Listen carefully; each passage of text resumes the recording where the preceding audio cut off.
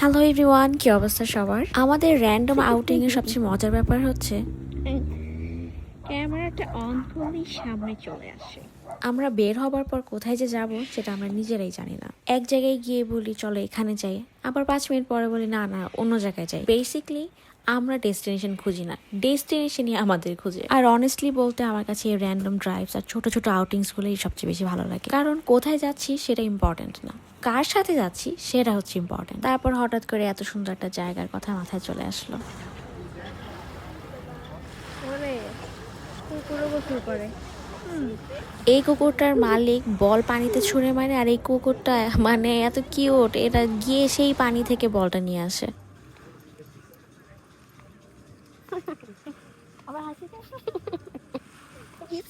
এই ছোট ছোট মোমেন্টগুলোর জন্যই আসলে ঘুরতে ভালো লাগে।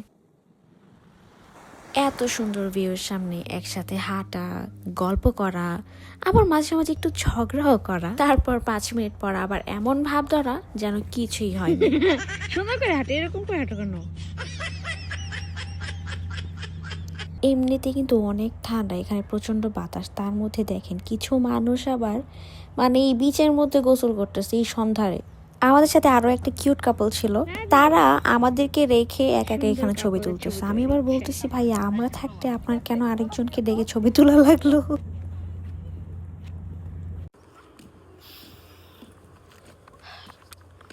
আবারও সে পাহাড়। ও কত দূর আসছি, বাপরে।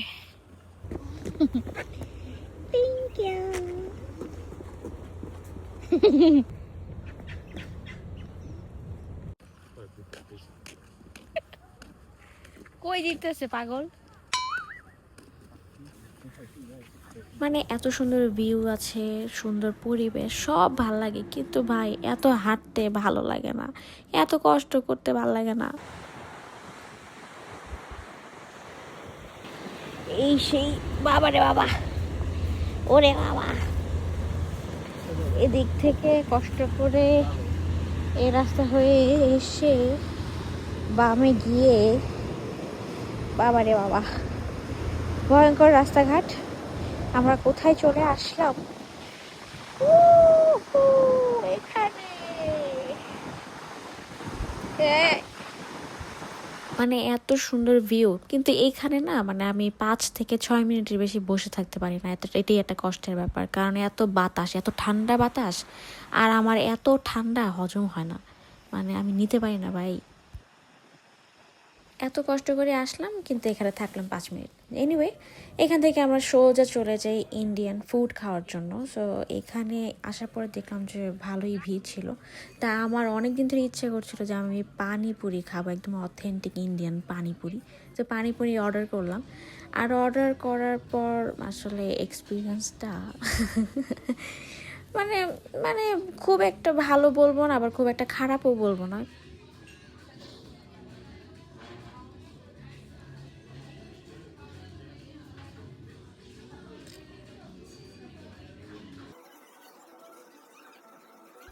আমি এটাকে দেবো 10-এ 6। আমার কিন্তু ইন্ডিয়ান ফুড এমনি তো বেশি একটা পছন্দ না, বাট আমার হাজব্যান্ড এবং ভাইয়া ওরা বলতেছিল যে না চলো ইন্ডিয়ান ফুড খাই, মজা হবে, ওখানের ফুড অনেক ভালো। তো তারা তো অনেক মজা করে খাচ্ছিল, কিন্তু আমার বেশি একটা ভালো লাগতেছিল। যাই হোক, আমি এটাকে দিব 10-এ 7। আমার ভালো না লাগুক, আমার সাথের মানুষগুলো তো ভালো লাগতেছিল, এটাই অনেক। তারা যে কি মজা করে খাচ্ছিল, আর তাদের এত আনন্দ আর মজা করে খাওয়া দেখে আমিও টুকটাক মানে খাচ্ছিলাম তাদের সাথে। আর আমার পাশের জনের রিভিউ দেখেন, মানে সেই মজা, আর আমার রিভিউ। আমি মনে মনে এদিকে মানে মোরগ পোলাও, তেহারি, বিরিয়ানি, কাচ্চি, মানে এইসব যে কি মিস করতেছিলাম। মানে বাংলাদেশের খাবার মানে কোথাও কম্পেয়ার করা যাবে না ভাই, এত মজা।